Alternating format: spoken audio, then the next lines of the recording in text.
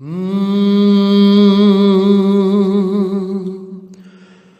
साहिब कबीर दे लड़ लगया, मैं साहिब कबीर दे लड़ लगया, मेरे तो गम परे रहंदे। मैं साहिब कबीर दे लड़ लगया, मैं साहिब कबीर दे लड़ लगया, मेरे तो गम परे रहंदे। मैं उस दाता दे लड़ लगया, मेरे तो जम परे रहंदे। मैं उस दाता दे लड़ लगया, मेरे तो जम परे रहंदे। मैं साहिब कबीर दे लड़ लगया, मेरे तो गम परे रहंदे। मेरे तो गम परे रहंदे, मेरे तो गम परे रहंदे।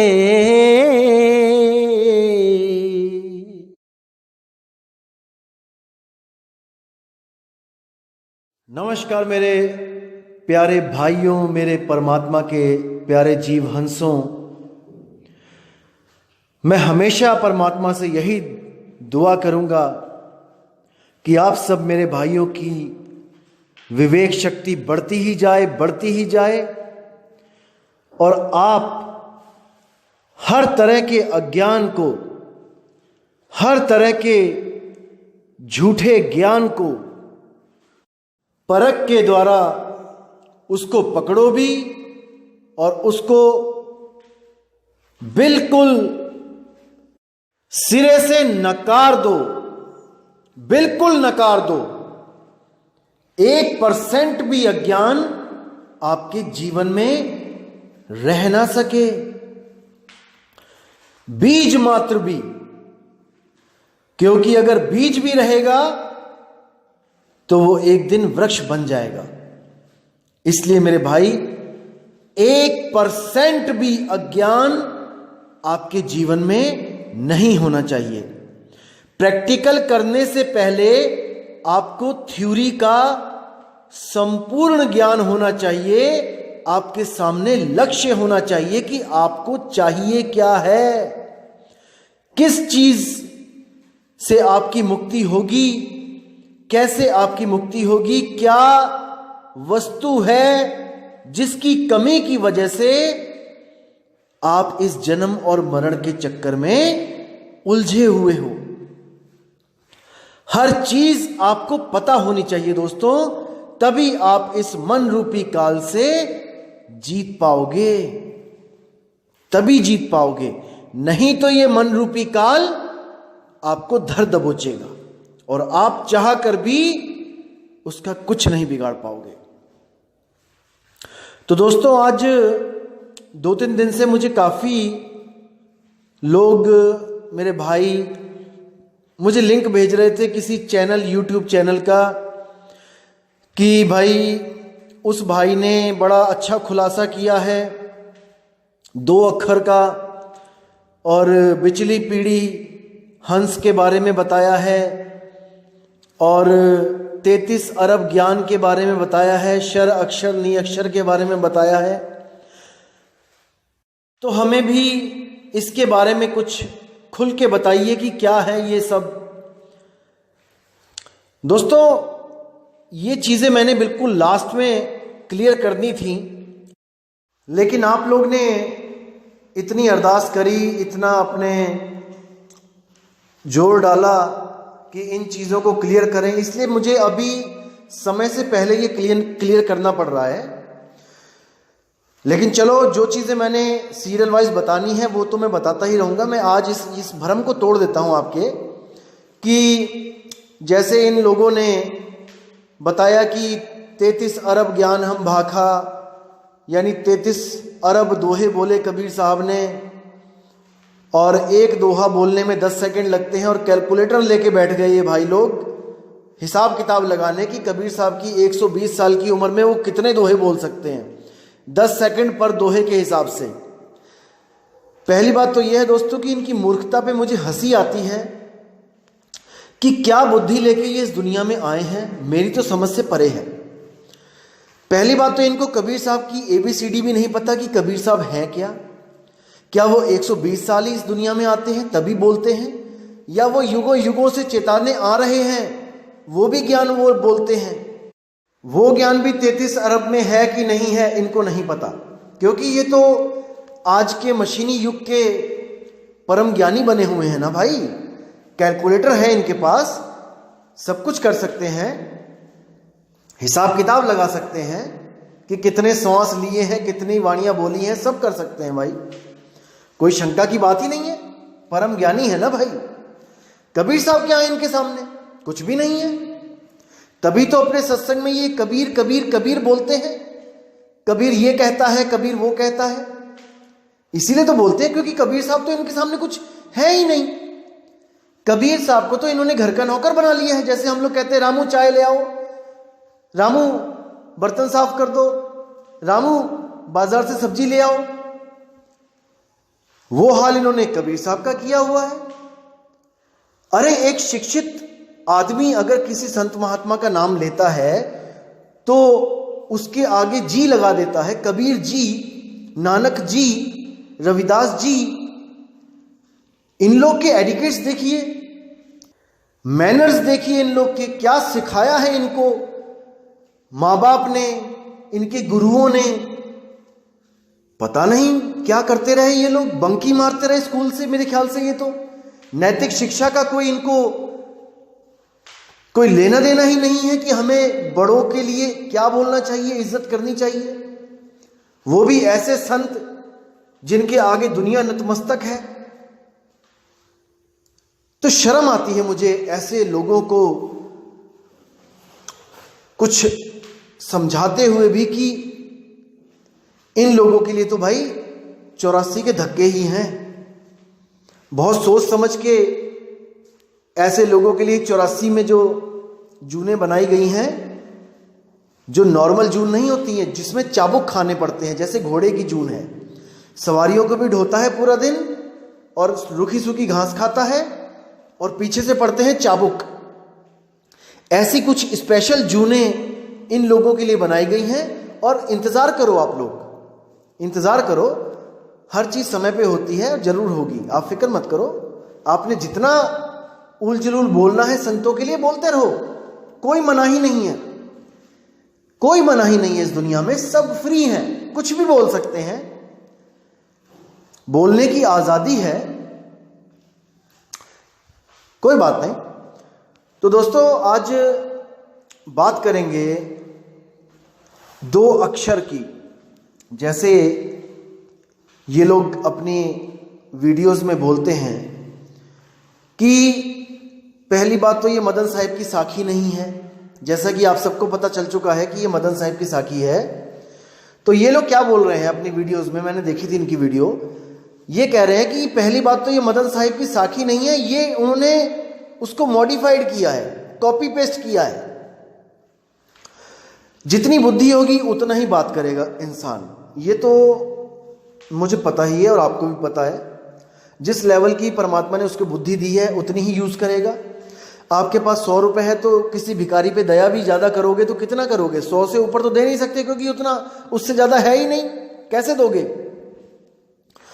तो इन लोगों ने क्या किया, इन लोगों ने बोल दिया कि मदन साहिब ने ये बाणी चुराई है। कहने का मतलब चुराई हो गया। अब इन लोग को कौन समझाए कि भाई परमात्मा जब एक है और परमात्मा जिसको भी मिला है, जिसको भी परमात्मा का साक्षात्कार हुआ है, उसकी वाणी सेम ही होगी, बिल्कुल सेम होगी। जिसने कभी देखा ही नहीं है जिसने कभी उसको जाना ही नहीं है, जिसको कभी वो मिला ही नहीं है, उसकी तो कोई वाणी भी नहीं होगी। अगर मिला होता कोई तो वाणी लिखते ना भाई। तो आज के टाइम में जितने ये स्वयंभू आत्मज्ञानी बने हुए हैं, इनकी ना तो कोई अपनी वाणी है, ना ही इनके पास कोई ऐसा प्रूफ है ज्ञान का कि भाई जिस रास्ते पे मैं चल रहा हूं वो रास्ता ठीक भी है कि नहीं। ना तो ये कोई प्रूफ दे सकते हैं। जो दो चार प्रूफ देंगे वो भी गीता से उठा के एक आधा श्लोक बता दिया, कबीर साहब की वाणी से उठा के कोई शब्द बता दिया, वो भी केवल इसलिए कि इनको ये प्रमाणित करना है क्योंकि इनके पास आत्मज्ञान है भाई। और जिन लोग की ये बात करेंगे, जिनकी वाणियां रखेंगे अपने सत्संग में खुद को सही प्रूफ करने के लिए, उन्हीं को अज्ञानी बता देंगे कि कबीर साहब की वाणी तो मैं ले रहा हूं, देखो मेरे ज्ञान से मैच कर रही है, लेकिन कबीर साहब भी अज्ञानी थे। ये तो अज्ञानतावश वाणी लिख गए, उनको पता थोड़ी नहीं था सत्य का, वो तो गलती से लिख गए, सत्य निकल गया उनके मुंह से गलती से। तो ऐसी बातें करके ये लोग भ्रमित करेंगे। तो मुद्दे पे आते हैं दोस्तों। इन्होंने क्या बोला कि सोई गुरु पूरा कहा है, 2 अक्षर का भेद बताए का मतलब, पहले तो इन्होंने बोल दिया कि ये वाणी ही गलत है, क्योंकि 2 अक्षर तो 52 अक्षर ही होते हैं। 52 अक्षर को ही बोला इन्होंने कि 2 अक्षर तो 52 अक्षर होते हैं, और 52 से परे वो निअक्षर होता है, तो वाणी गलत है। यहां पे होना चाहिए था सोई गुरु पूरा कहा है, जो 2 अक्षर का नहीं बोलना चाहिए था, यहां बोलना चाहिए था 1 अक्षर और 1 नी अक्षर का भेद बताए। अब इनकी बुद्धि का मैं क्या करूं, क्या बोलूं इनको, मैं तो समझ में नहीं आता है। खैर, इनके जो भ्रम है वो खत्म कर दिए जाते हैं, सत्संग में सब बताया जाएगा। ये भी सुन रहे होंगे तो अच्छी तरह समझ लो भाई। पहले अच्छे चेले बन जाओ, गुरु बाद में बन लेना। भ्रमित इंसान लोगों को भ्रमित ही कर सकता है। पहले पूर्ण हो जाओ, तब लोगों को पूर्ण करो। अक्षर का क्या मतलब होता है? अक्षर का मतलब होता है अविनाशी, और 1 अक्षर का मतलब होता है 52 अक्षर। गूगल में सर्च करो मीनिंग ऑफ अक्षर, आपको वहां पर 2 तरह के अक्षर दिखाई देंगे जो अर्थ में आएगा। एक तो आएगा अल्फाबेट्स 52 अक्षर, और एक आएगा अविनाशी अक्षर आत्मा। इसी अक्षर में दोनों तरह के अक्षर आ गए हैं, और यही वो 2 अक्षर हैं जिसका भेद बताया जाता है कि 52 अक्षर को छोड़ना है, उस अविनाशी अक्षर को पकड़ लेना है जो आप स्वयं हो, यानी कि अपने स्वरूप में स्थित हो जाना है। आप भी नी अक्षर हो, लेकिन आप जब तक इस देह में हो आप अक्षरों का सहारा ले रहे हो, इसलिए आप नी अक्षर अभी नहीं हो। जब आप उस नी अक्षर अवस्था को प्राप्त करोगे जो देह से परे है, तब आप ही नी अक्षर हो जाओगे। इसको समझ लो अच्छी तरह, क्योंकि इन लोगों के पास जो इन्होंने शिष्य बनाए हुए थे, भ्रमित कर करके लोग इकट्ठे किए थे, जो 15, 20, 25 लोग, उन्होंने जब इनसे सवाल जवाब किया, क्योंकि मेरे सत्संग जब स्टार्ट हुए तो मैंने पूरा फोकस रखा था कि आप अपने गुरुओं से पूछो कि ये ब्रह्म, ये शून्य कैसे पैदा हो गया जब हर जगह आत्मा ही आत्मा थी। तो जब इनके आप पहले सत्संग सुनना शुरू वाले, तो इन्होंने हमेशा फोकस रखा कि आत्मा ही सबसे बड़ा है, आत्मा से बड़ा कुछ नहीं है, आत्मा ही अविनाशी है, बाकी कोई अविनाशी नहीं है, सब मर जाते हैं। देखना, आप सुनो इनको, पहले दूसरे तीसरे सत्संग सुनो इनके।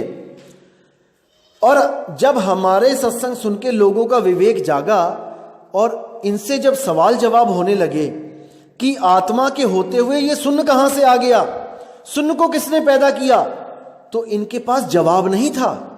ये बस यही कह के टाल रहे थे कि नहीं, ये तो शाश्वत नियम है, वो तो शून्य अपने आप ही पैदा करता है, फैक्ट्री अपने आप ही चल रही है, उसको चलाने वाला कोई नहीं है। तो ऐसी बातें जब इन्होंने करी तो उन लोगों ने इनको काफी गालियां दी।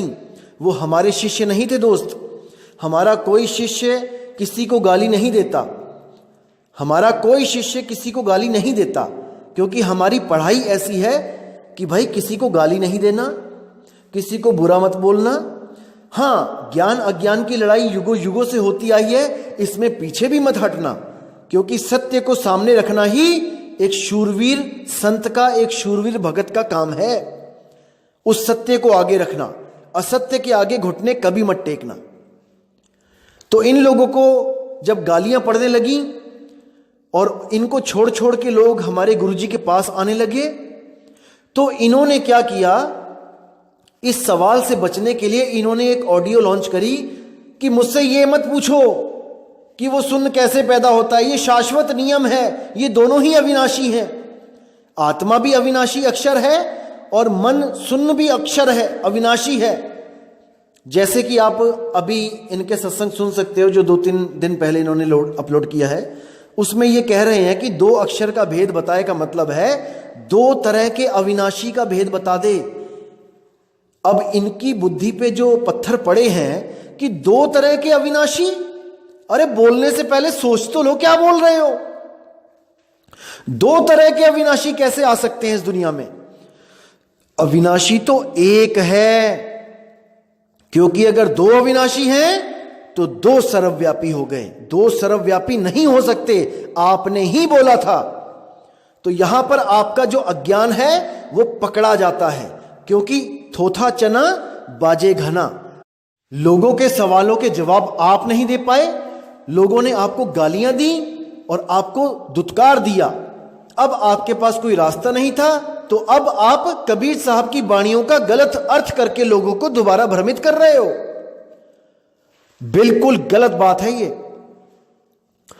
तो दोस्तों आज आपको बताते हैं क्या है ये अक्षर, 2 अक्षर, 2 अक्षर, क्या है ये बिचली पीढ़ी, क्या है ये 33 अरब ज्ञान और क्या है ये नी अक्षर। तो दोस्तों वाणी कहती है, सोई गुरु पूरा कहाए, 2 अक्षर का भेद बताए, एक छुड़ाए एक लखाए, तब प्राणी निज घर को जाए।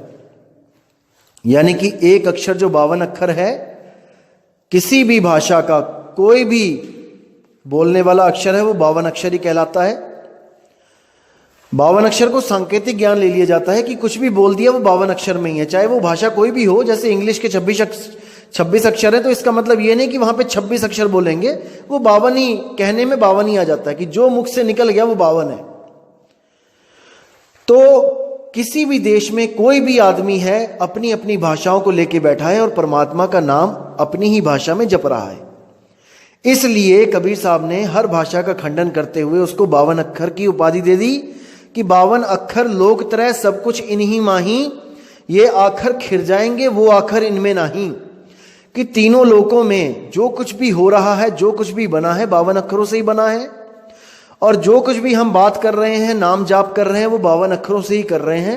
गलती हमने बस ये करी है कि हमने परमात्मा को भी उन 52 अक्षरों के घेरे में लाके खड़ा कर दिया कि 52 अक्षर जपेंगे तब परमात्मा मिलेगा। नहीं मेरे भाई, ऐसा नहीं है। बिना अक्षर के, बिना जपे वो मिलेगा। जैसे बिना कुछ जपे आप सांस ले रहे हो क्योंकि वो तत्व है, बिना कुछ जपे आप पानी पी रहे हो क्योंकि वो तत्व है, बिना कुछ जपे आप आग सेक रहे हो, गर्मी मिल रही है क्योंकि वो तत्व है, बिना कुछ जपे आप धरती पे चल रहे हो क्योंकि वो एक तत्व है, बिना कुछ जपे। इसी तरह आत्मा जो है वो भी एक तत्व है, लेकिन वो नी तत्व है। 5 तत्व नाशवान है, उससे अलग वो एक नी तत्व है। इसीलिए उसका भी जब सिमरण किया जाता है नी तत्व का, तो बिना जपे ही किया जाता है, सुरती के द्वारा। ये मैंने अपनी पिछली ऑडियोज में कई बार क्लियर किया है, आप सुन सकते हो, समझ सकते हो। अब बात करते हैं 33 अरब ज्ञान हम भाखा। दोस्तों इसका भेद क्या है आपको मैं बता देता हूं। इसका मतलब यह नहीं है कि वहां पे 33 अरब वाणियां बोली गई हैं गिन के, नहीं मेरे भाई। कई ग्रंथों में लिखा है 14 अरब ज्ञान हम भाखा। मैं अभी मेरे पास फोटो नहीं है, लेकिन मैं अगले सत्संग में फोटो शेयर कर दूंगा। तो इसका मतलब कि 14 अरब और 33 अरब, इसमें इतना बड़ा गैप है, डिफरेंस है, इनमें से सही कौन सी वाणी है फिर? दोस्तों ये केवल एक सांकेतिक ज्ञान है। इसका मतलब ये नहीं है कि आपको 33 अरब ही ज्ञान बताया गया या 14 अरब ही ज्ञान भाग के बताया गया है। और ये जो अज्ञानी गुरु बने हुए हैं, ये स्वयंभू आत्मज्ञानी, ये कैलकुलेटर निकाल के एक बाणी बोल के 10 सेकंड प्रूफ करके कि 10 सेकंड में एक बाणी बोली है और उसके हिसाब से 120 साल कबीर साहब रहे हैं, वो कैलकुलेट करके बताते हैं कि 120 साल में तो 33 अरब बाणियां बोल ही नहीं सकता कोई भी। तो इनकी बुद्धि के लेवल पे मुझे क्या बोलूं मैं, चलो छोड़ो, जितनी मालिक ने बुद्धि दी है उतनी बात करेगा वो। आपको मैं क्लियर कर देता हूं कि आखिर ये है क्या। जैसे आप 4:30 बजे एग्जैक्ट अपने कमरे में पहुंचे जहां पे आप अपने दोस्तों के साथ रहते हो, पूरे 4:30 बजे एग्जैक्ट, और आप जैसे ही कुर्सी पे बैठे पहुंचते ही तो आपका जो दोस्त था वहां पे वो अपने मोबाइल में कोई चैटिंग कर रहा था, कोई गेम खेल रहा था। आपने उसको बोला कि भाई पानी पिला दे, और वो नहीं सुन पाया क्योंकि उसकी सुर्ती मोबाइल में लगी है। आपने दोबारा बोला भाई पानी पिला दे, और उसने नहीं सुना। आपने तीसरी बार बोला कि भाई पानी पिला दे, और उसकी सुर्ती मोबाइल से हटी और उसने पूछा क्या बोल रहा भाई। तब उसने कहा अरे 36 बार तो कह लिया तुझे पानी पिला दे, तुझे सुनाई नहीं देता क्या। तो अगर अब वो आदमी घड़ी देखे और बोले कि 4:30 बजे तुम एंटर किया था तुमने, और अभी तो 10 सेकंड हुए हैं 4:30 से ऊपर, 10 सेकंड में तुमने 36 बार कैसे बोल दिया, तुम तो झूठे हो, तुम तो झूठ बोल रहे हो। दोस्तों यही हाल है इन लोगों का। कैलकुलेटर लगा के निकाल के हिसाब लगाने लग गए कि इतने दिन बने, इतने घंटे बने, इतने मिनट बने, इतने सेकंड बने 120 साल की, और उसके हिसाब से ये वाणी झूठी हो गई। हंसी आती है, हंसी। जब मैंने इसको सुना तो मेरा मैं क्या बताऊं, मुझे तरस आने लगा इनकी बुद्धि पे। तरस, तरस समझते हैं ना आप लोग, तरस। जैसे कोई बेचारा, चलो छोड़ो क्या बोलूं मैं। तो ये 33 अरब ज्ञान जो है दोस्तों, ये केवल और केवल सांकेतिक ज्ञान है कि मैंने लाख बार उसको समझाने की कोशिश करी। जैसे हम लोग कहते हैं गुरुजी आपको कोटि कोटि प्रणाम। अब हम गिनने लग जाएं कि एक प्रणाम करने में हमें 10 से 20 सेकंड लग जाते हैं, एक बार गुरु को प्रणाम करने में, दंडवत करने में या साहिब बंदगी करने में। उसके हिसाब से हम कोटि कोटि प्रणाम यानी कि 1 करोड़ बार प्रणाम करने में कितना टाइम लगेगा। तो ये दोस्तों ये बच्चों वाली बातें होती हैं। ये नादान मंद बुद्धि जो लोग होते हैं, ये उनकी बातें होती हैं ऐसी। एक विवेकी पुरुष ऐसी बातें नहीं कर सकता। और दोस्तों चलो छोड़ो इसको, आगे जो है बिचली पीढ़ी की बात जो चली थी कि बिचली पीढ़ी हंस न तरही, उसका इन्होंने बड़ा अद्भुत एक रहस्य बताया इन्होंने कि धर्मदास तुझे लाख दुहाई, सार नाम बाहर ना जाई, सार नाम बाहर जो पढ़ही, बिचली पीढ़ी हंस न तरही। ये वाणी भी झूठी है, क्योंकि बिचली पीढ़ी का मतलब होता है कि एक कलयुग की आयु होती है 4 लाख कुछ साल, तो बिचली पीढ़ी का मतलब है कि 2 लाख कुछ साल, और अभी तो 5500 कुछ साल ही बीते हैं, अभी तो 2 लाख कुछ साल आए भी नहीं हैं। तो कबीर साहब तो उस वक्त की बात कर रहे हैं जब 2 लाख साल बीत जाएंगे। इनकी मंद बुद्धि में ये छोटी सी बात नहीं घुसने वाली, मुझे पता है। इसको भी मैं क्लियर कर देता हूं, और जो मेरा सत्संग सुन रहे हैं भाई, इन लोगों के भगत, वो भी अच्छी तरह समझ ले कि बिचली पीढ़ी का मतलब क्या है। अगर 2 लाख साल के बाद ही बिचली पीढ़ी आनी थी तो हम लोग तो फालतू इंसान हो गए 2 लाख साल तक, हमें तो फिर मुक्त कराने वाला कोई है ही नहीं। कबीर साहब तो हमसे लेना देना ही कुछ नहीं है कबीर साहब का। तो क्यों आके बाबा नानक को मिल गए, क्यों आके गरीबदास जी को मिल गए, क्यों आके मदन साहिब को मिल गए, जब 2 लाख के बाद वाले को ही, बिचली पीढ़ी वाले को ही तारना था। दोस्तों ये सब अज्ञान है, अपने दिमाग से इन चीजों को निकाल दीजिए। आपको मैं क्लियर बताता हूं कि बिचली पीढ़ी का मतलब क्या होता है। ये मैंने सबसे लास्ट ऑडियोज में बताना था, भेद खोलने थे, लेकिन मजबूरी हो गई है कि इन जैसे अज्ञानियों को आईना दिखाना पड़ेगा। तो दोस्तों बिचली पीढ़ी का मतलब होता है, जैसे आप अपने घर से निकले, दिल्ली से निकले ट्रेन में, और आपने मुंबई पहुंचना है। तो आप जब दिल्ली से निकले और आप अभी सफर में हो, तो वो हो गया आपका बीच का सफर। दिल्ली से बंबई के आप बीच में हो। बीच में का मतलब ये नहीं कि आप दिल्ली और बंबई का जो डिस्टेंस नाप के उसके बिल्कुल बीच में खड़े हो जाओ तो मैं बीच में हूं, नहीं। आपको कोई भी, जैसे आप बंबई में जा रहे हो दिल्ली से, तो आपको बंबई से फोन आएगा कि आप कहां पे हो, तो आप क्या बोलोगे, अभी मैं रास्ते में हूं, अभी मैं सफर कर रहा हूं, अभी मैं बीच में हूं, अभी मैं नहीं पहुंचा। इसका मतलब होता है आप बीच में हो, बिचली पीढ़ी हो। जैसे कबीर साहब ने बोला था कि धर्मदास, जो मैं तुम्हें बता रहा हूं तुम लिखो, सतलोक के बारे में लिखो, अलग लोक के बारे में लिखो, अनामी लोक के बारे में लिखो, बहुत कुछ लिखो। लिखो कि वहां पे ऐसे ऐसे परमात्मा मिला, वो तख्त पे बैठा हुआ था, वहां पे तख्त थे, वहां पे बड़े बड़े नदियां हैं, बड़े बड़े पहाड़ हैं, सोने के वृक्ष हैं, और ये है और वो है, लिखो। ऐसे ही गरीबदास जी को भी बोला तुम भी लिखो, ऐसे ही बाकी संतों को बोला कि तुम भी लिखो। आखिर क्यों लिखवाया ये सब? क्योंकि उनको पता था कि काल के दूत आएंगे, मेरे ज्ञान को पढ़ेंगे और वो पंथ चलाएंगे, मेरा नाम लेके पंथ चलाएंगे। इसलिए उन्होंने ये कहानी ज्ञान लिखवाया ताकि काल के दूत विवेकी तो वो होंगे ही नहीं, वरना काल के दूत क्यों कहलाएं? बिना विवेक के इन कहानियों को पढ़ पढ़ के वो अपने बड़े बड़े पंथ चलाएंगे और अपने सब जीवों को इन्हीं कहानियों में उलझाएंगे। लेकिन जब मेरा 13वां पंथ, उसका जब प्रकाश होगा इस दुनिया में, तब वो जब मूल ज्ञान रखेगा जो मैंने इन किताबों में नहीं बताया है, तब उस मूल ज्ञान को सुन के जो भी लोग भ्रमित हुए थे वो सब विवेकी होकर उनके ज्ञान को तत्काल त्याग कर 13वें पंथ के ज्ञान में आ जाएंगे। मेरे बच्चे मेरी आवाज पहचान जाएंगे। लेकिन जो कौवे होंगे वो मेरी आवाज को प्रेम नहीं करेंगे। इसलिए उन्होंने कहा था कि ये काल के दूत, ये मेरी वाणियां चुरा चुरा के अपने ग्रंथ भर भर के समझा समझा के लोगों को कि कबीर वाणी कहती है कि मंदिर नहीं जाना है, कबीर वाणी कहती है पत्थर नहीं पूजना है, कबीर वाणी कहती है पाखंड से ऊपर उठ जाना है, कर्मकांड नहीं करना है, ये सब काल के दूत भी मना करवाएंगे।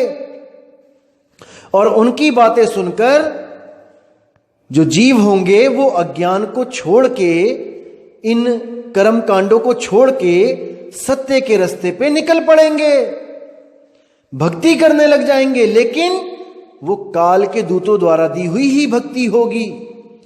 कहने का मतलब सफर शुरू हो गया है, लेकिन वो धुर तक नहीं पहुंच पाएंगे, इसलिए उनको बिचली पीढ़ी बोला है। सफर तो उन्होंने शुरू कर दिया है, बीच में तो आ गए हैं, लेकिन पार नहीं हो पाएंगे अगर ये सार नाम इन काल दूतों के हाथ लग गया तो। क्योंकि काल के दूत कभी नहीं चाहते कि किसी भी जीव को सारनाम मिले।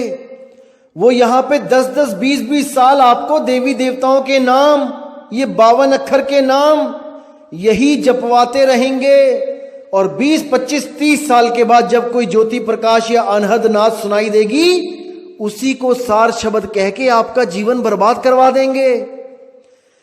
इसलिए धर्मदास जी को साफ मना कर दिया गया था कि धर्मदास तुझे लाख दुहाई और ये मूल ज्ञान बाहर ना जाई।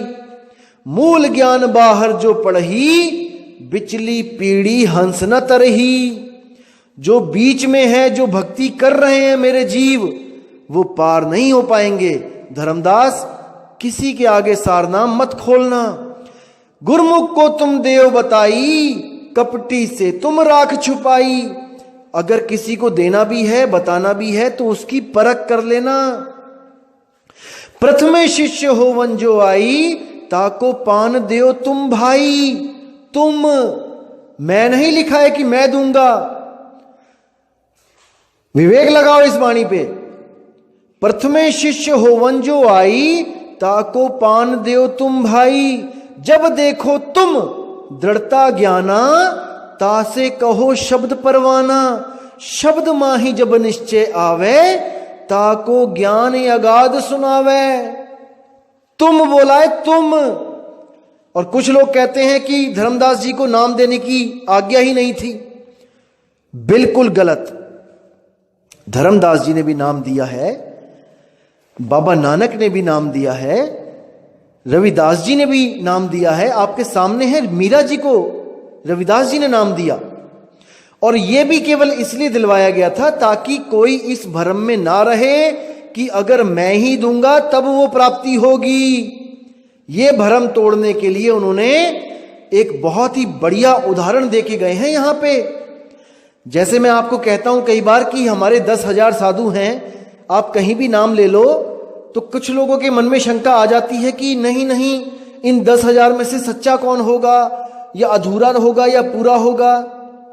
मेरे भाई, हर गुरु, जो भी गुरु है, जो साधु है, जो वो आपको नाम देगा, वो नाम, वो शब्द ही असली गुरु है। इसको दिमाग में धारण कर लो।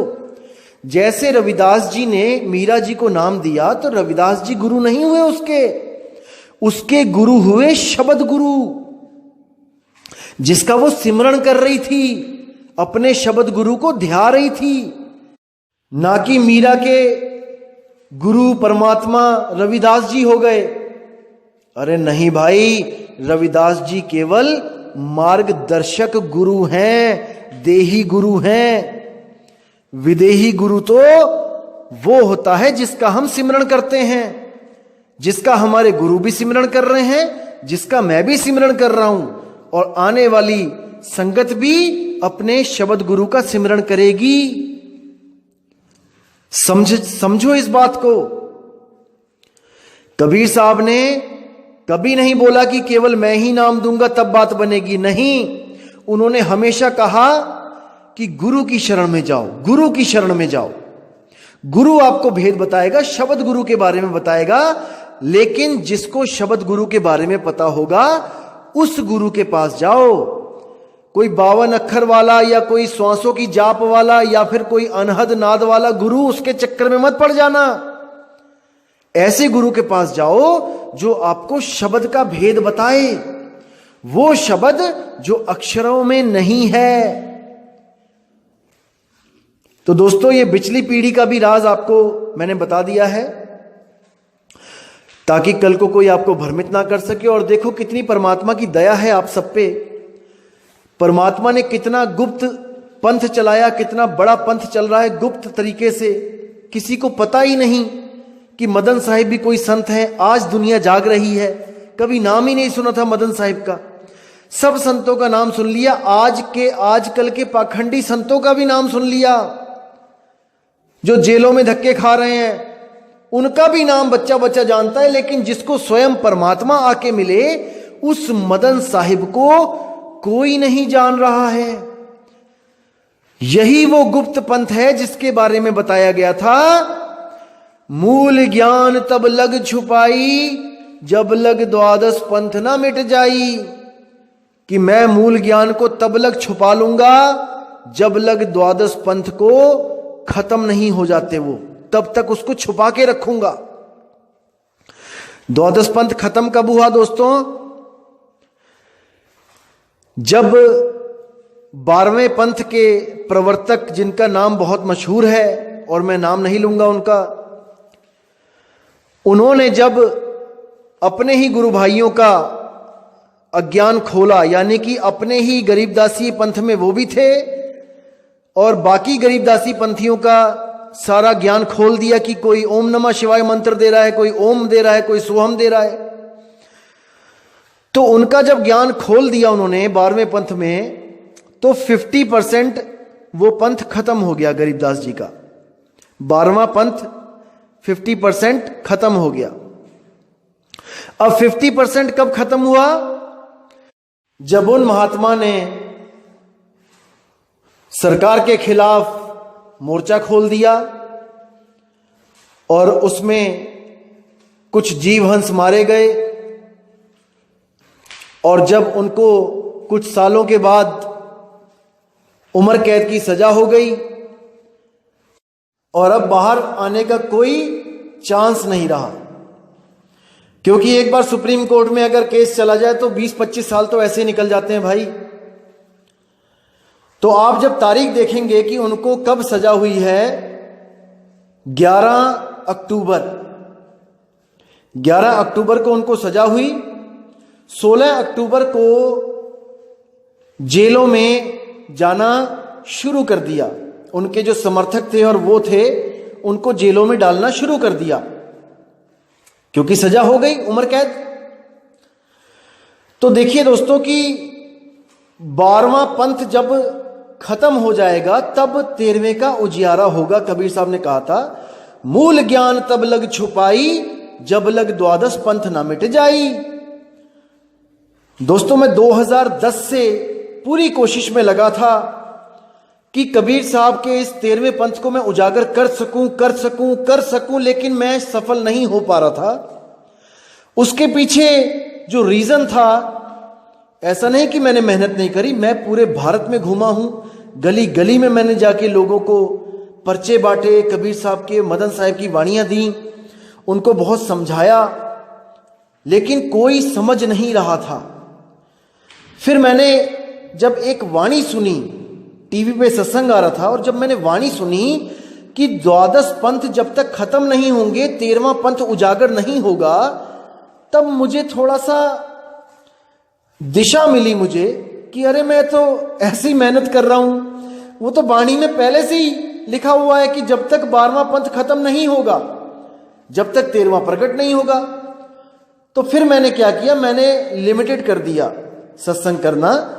कुछ एरियो में जाता था मैं और सत्संग करता था। मैंने भारत भ्रमण छोड़ दिया था कि पूरे भारत में प्रचार अभी समय है ही नहीं उसका। और मैं बहुत सोचता था कि कैसे प्रचार किया जाए, कैसे घर घर तक बात पहुंचाई जाए, क्योंकि टीवी चैनल्स में मैंने बात करी तो वो 6 लाख, 7 लाख, 8 लाख, 10 लाख से नीचे कोई बात ही नहीं कर रहा था 20 मिनट के सत्संग के लिए। तो बड़ी दुविधा, क्योंकि फाइनेंशियली हम लोग इतने स्ट्रांग है नहीं कि हम लोग 8-8 लाख रुपए, 7-7 लाख रुपए हर महीने दें। मैंने कोशिश भी करी कि संगत को जोड़ के कि चलो हम सब मिलके अगर थोड़ा थोड़ा पैसा अगर देंगे, मालिक के प्रचार में लगाएंगे, तो घर घर तक ये बात पहुंच सकती है। लेकिन बात वही थी कि जब तक 12वां पंथ खत्म नहीं होता, जब तक 13वें ने उजागर होना ही नहीं था। इसलिए मैंने अपना प्रचार बिल्कुल लिमिटेड एरियो में कर दिया, पंजाब में, राजस्थान में। तो आप देखेंगे कि 11 तारीख को जब सजा हो गई, और मुझे नहीं पता था कि सजा हो गई, मैं सही बताऊं आपको, क्योंकि मैं झूठ नहीं बोल रहा हूं। 12वें ही पंथ के किसी भगत का फोन आया और उसने मुझसे बहुत बहस करी फोन पे कि आप कहां से आ गए 13वें पंथ वाले, बताओ कब हुई है हमारे गुरुजी को सजा। और दोस्तों मैं सही बताऊं, मुझे नहीं पता था कि कब हुई है सजा, क्योंकि मैं झूठ नहीं बोल रहा हूं। लेकिन उस भाई ने बहुत ही अच्छा सवाल किया, जो मैं ये देखने में मजबूर हो गया कि देखूं तो सही सजा कब हुई है और ये प्रचार कब शुरू किया है मैंने। दोस्तों मैं खुद हैरान था कि 11 तारीख को सजा हुई है और 13 तारीख को मैंने 13वें पंथ का ही प्रचार शुरू किया है। तारीख भी दोस्तों 13 ही थी, और शुक्र भी मैं उसी का कर रहा हूं कि सब कुछ 13 ही है मालिक। ये जितनी वाणी बोली जा रही है, जितना ज्ञान दिया जा रहा है, ये 13 ही है। 13 तारीख को 13वें पंथ का प्रचार शुरू हुआ, और जिस दिन पहला मूल ज्ञान बोला गया, नामदेव जी की वाणी, ना कहीं गया ना आया, उसी दिन से इन 12वें पंथ के जो हंस थे, लेकिन जो अविवेकी हंस थे, उनको जेलों में जाना पड़ रहा था। जिस दिन हमारा सत्संग शुरू हुआ मूल ज्ञान का, उसी दिन से उन लोगों को जेल में शिफ्ट करने, 16 तारीख को जेल में शिफ्ट करना शुरू कर दिया। देखो परमात्मा की वाणी कितनी अटल है, हम लोगों की सोच से परे है। जो वाणी में लिखा है वो होना ही होना है। और उसमें यह भी लिखा है कि जो 13वां पंथ होगा उसके साथ सब राड़ बढ़ाएंगे, सब उससे लड़ेंगे। दोस्तों आप देख लो कि जब से मैंने सत्संग स्टार्ट किया है, कितने YouTube चैनल आ गए हैं केवल हमारी ही खिलाफत करने। देखिए ये परमात्मा की वाणी है कि ये सब राड़ बढ़ाएंगे, उसको नीचा दिखाएंगे, लेकिन 100 मोमबत्तियां मिलकर भी एक सूरज का मुकाबला नहीं कर सकती मेरे भाई, एक सूरज का मुकाबला नहीं कर सकती।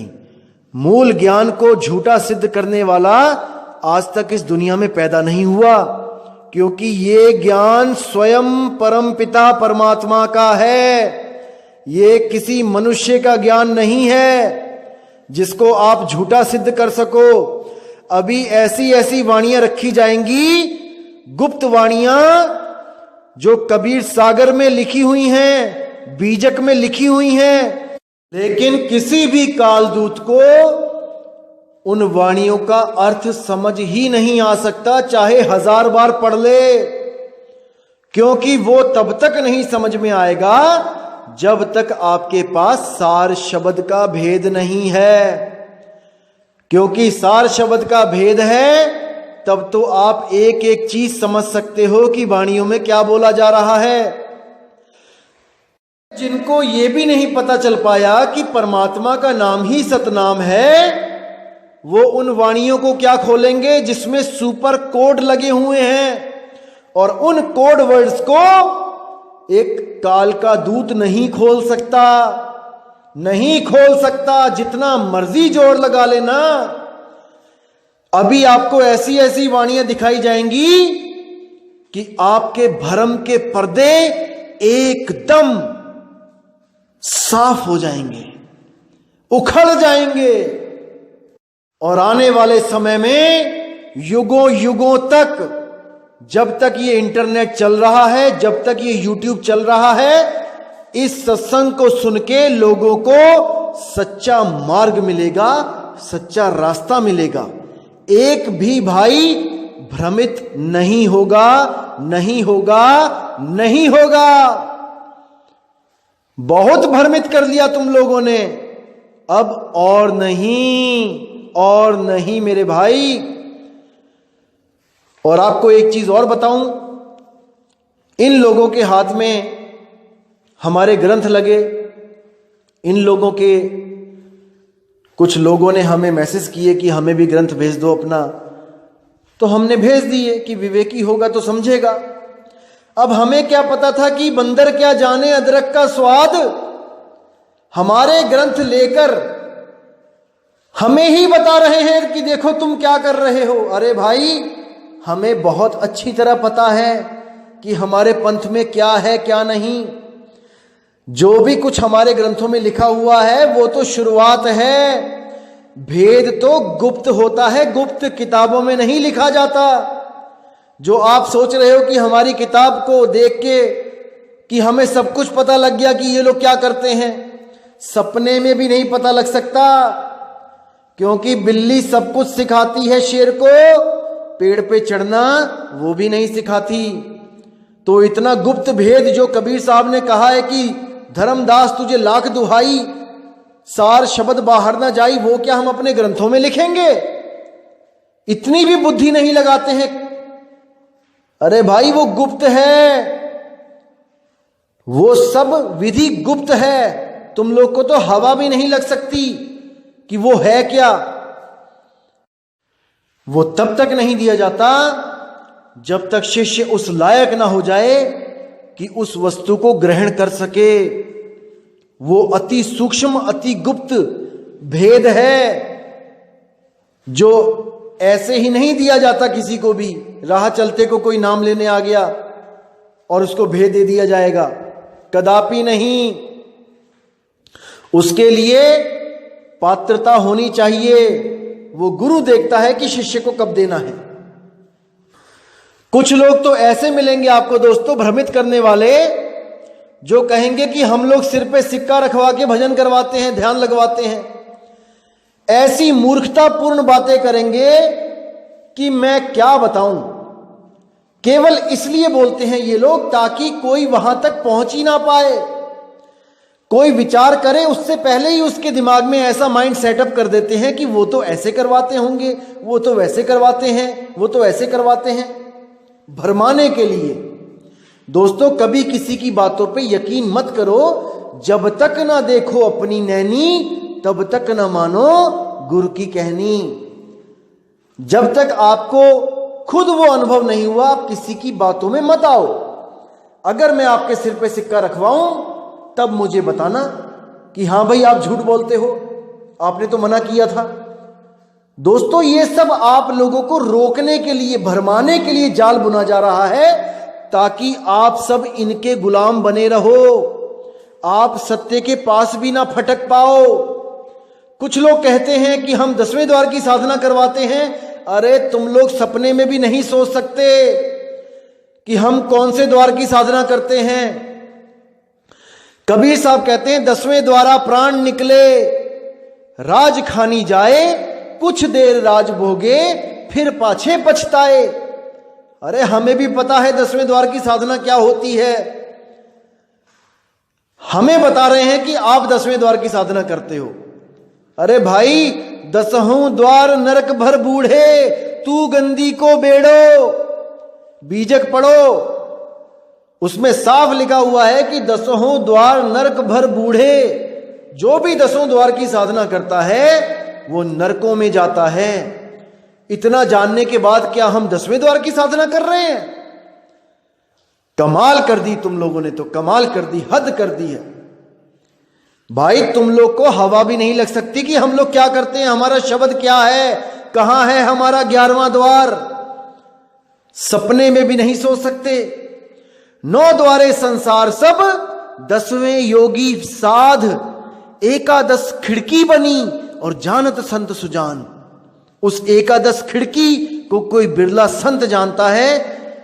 वहां जाने के लिए एक पूर्ण गुरु, एक सच्चे शब्द की जरूरत पड़ती है मेरे भाई। तो दोस्तों, कई लोग आपको भ्रमित करेंगे कि हम लोग 10वें द्वार की साधना करते हैं, या हम सिर पे सिक्का रखवा के साधना करते हैं, या हम सिर से 1.25 हाथ ऊपर ध्यान लगवाते हैं, या पता नहीं क्या क्या बोलेंगे ये लोग, क्योंकि इन लोगों के पास तो कुछ है नहीं अब बोलने लायक, बस भरमाना ही है इन लोग ने। जैसे वो कुबड़ी मंथरा थी जो, उसने कैकेयी के कान में विष घोल दिया। कैकेयी ने विचार किया नहीं, विवेक लगाया नहीं, और उस कुबड़ी के उसके भ्रम में आ गई, उसकी बातों में आ गई, और जाके राजा दशरथ से वचन ले लिया कि भरत को राज दे दो और राम को वनवास दे दो। इतनी बड़ी रामायण हो गई उस एक बूढ़ी कुबड़ी मंथरा के चक्कर में। इसी तरह ये लोग भी आपके जीवन में उस कुबड़ी मंथरा की तरह काम कर रहे हैं। आपके कानों में हमारे खिलाफ विष घोल रहे हैं, ताकि आप लोग उनके ही गुलाम रहो, आजाद ना हो पाओ, अपने निज स्वरूप को प्राप्त ना कर पाओ, जिसको प्राप्त करने के बाद आपको किसी मंत्र तंत्र जंत्र की जरूरत नहीं होती। कोई जाप नहीं, कोई घी नहीं जलाने दिए, कोई 11,000 का यज्ञ नहीं करना, कुछ नहीं करना है। आप हर चीज से मुक्त हो जाते हो। पढ़िए गीता का अध्याय 3 का 17वां और 18वां श्लोक। वो सीधे आत्मज्ञान की बात करता है और सीधे कहता है कि आत्मज्ञानी जो बंदा होता है, मनुष्य होता है, उसको कोई पाखंड करने की जरूरत नहीं होती। उसके लिए किसी भी विधि का कोई कानून लागू नहीं होता, कोई कर्मकांड उस पर लागू नहीं होता। वो सर्वथा आत्मा में रमण करता है और आत्मा का ज्ञान प्राप्त करके हमेशा के लिए जन्म मरण के बंधनों से मुक्त हो जाता है। कितना स्पष्ट है। लेकिन आप लोग विवेक नहीं लगाते हो, इसलिए इन अधूरे गुरुओं के चक्कर में अपना जीवन बर्बाद कर लेते हो। दिक्कत यहां पे आती है दोस्तों।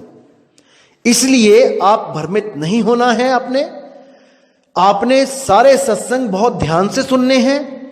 आपको एक एक चीज सत्य बताई जाएगी और निष्पक्ष भाव से आपने सत्संग को ग्रहण करना है। मैं कोई वाणी घर से लिख के नहीं लाता। ये सब कबीर साहब के, नानक साहब के ग्रंथ हैं जो मैं आपको दिखा रहा हूं। बस फर्क इतना है कि उन अधूरे गुरुओं ने केवल उन वाणियों को दिखाया और गलत अर्थ कर करके समझाया जहां पर उनकी दुकानें चल सकें। लेकिन हमारे ज्ञान में आके दोस्तों सबकी दुकानें टूट जाएंगी।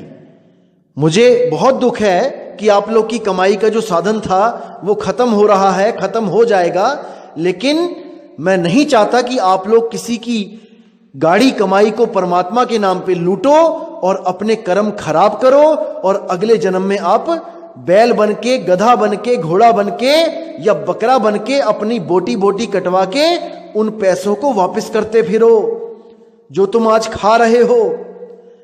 अरे कबीर साहब कहते हैं भगत के अन्न में बड़े बड़े दांत हैं और भजेगा तो पचेगा, नहीं तो फाड़ देते आंत हैं।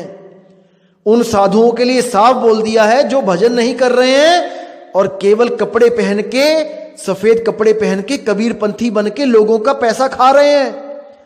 अरे भाई किसी को नहीं पचेगा, ये भूल जाना, इसका हिसाब तुम्हें देना पड़ेगा।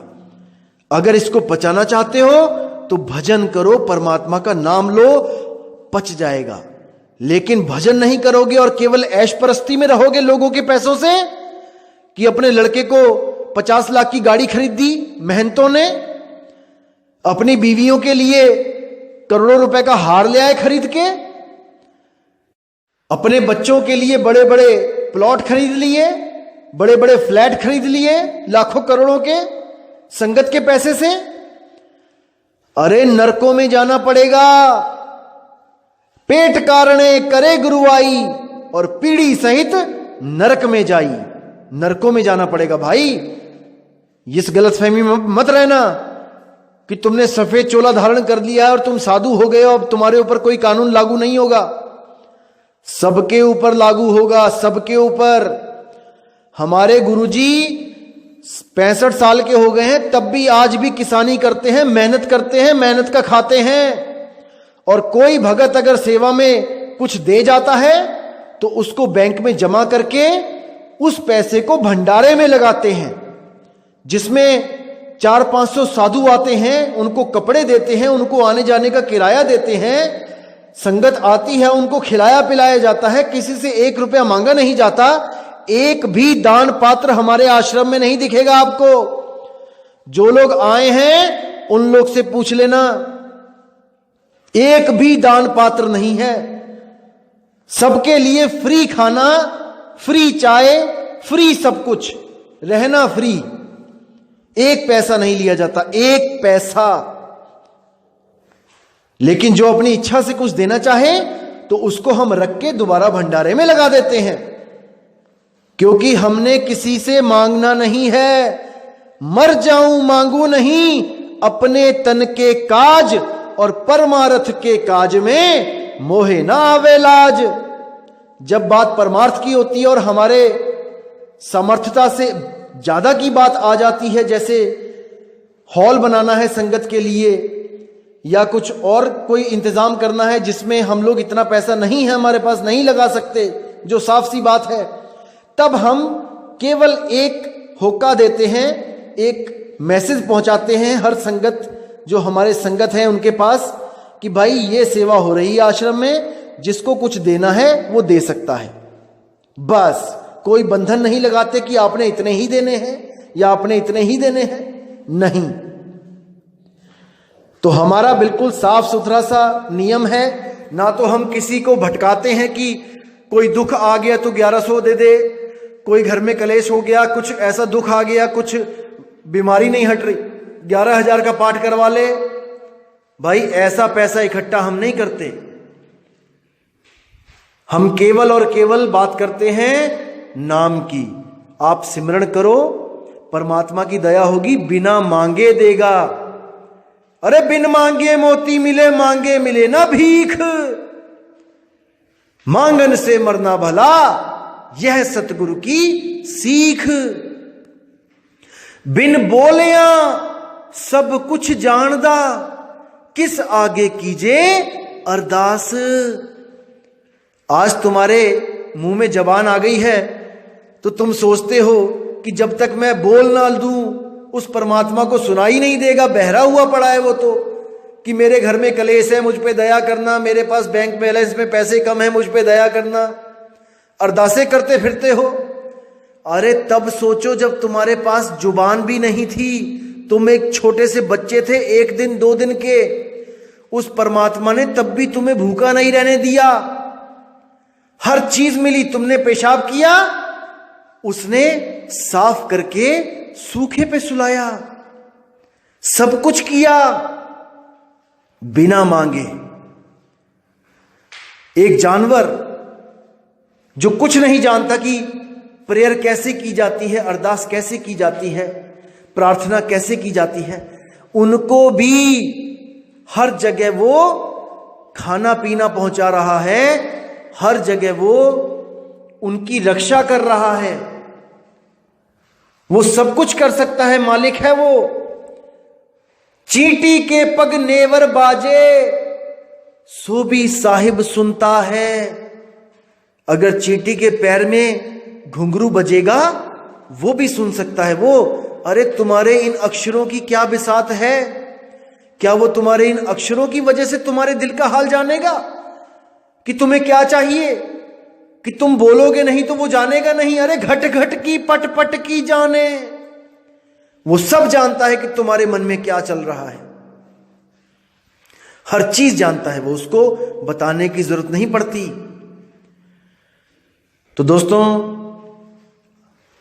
मैं अब विदा चाहूंगा और मैं पूरी उम्मीद करूंगा कि ये भरमजाल जो इन अधूरे स्वयंभू आत्मज्ञानियों ने जो फैला रखा है, आप इसको, इस जाल को काटने में बहुत सक्षम हो चुके होंगे। और भ्रमित बिल्कुल नहीं होना है मेरे भाई। भ्रमित करने वाले हजारों मिलेंगे, पर सही रास्ता दिखाने वाला युगों युगों बाद कोई एक आता है, उसको पहचान जाओ मेरे भाई। तो इसी के साथ दोस्तों, मैं आपसे विदा चाहूंगा और मैं मालिक से यही दुआ करूंगा कि आप सब मेरे भाई इतने विवेकी हो जाओ, इतना आगे बढ़ जाओ कि इन जो बिजनेसमैन गुरु हैं, इन सब के चंगुल से आप निकलो और सत्य की खोज करो, अपने निज स्वरूप को प्राप्त करो दोस्तों। क्योंकि आप कोई देह नहीं हो, आप कोई शरीर नहीं हो, आप विदेह स्वरूप हो मेरे भाई, विदेह स्वरूप हो। तो दोस्तों, मुझे अब विदा करें। जय गुरु बंदी छोड़ वैराग साहिब जी की, जय गुरु बंदी छोड़ साधु शरण साहिब जी की, जय गुरु बंदी छोड़ बाबा नानक जी, बाबा रविदास जी, बाबा गुरु अंगद देव जी महाराज जी की जय हो।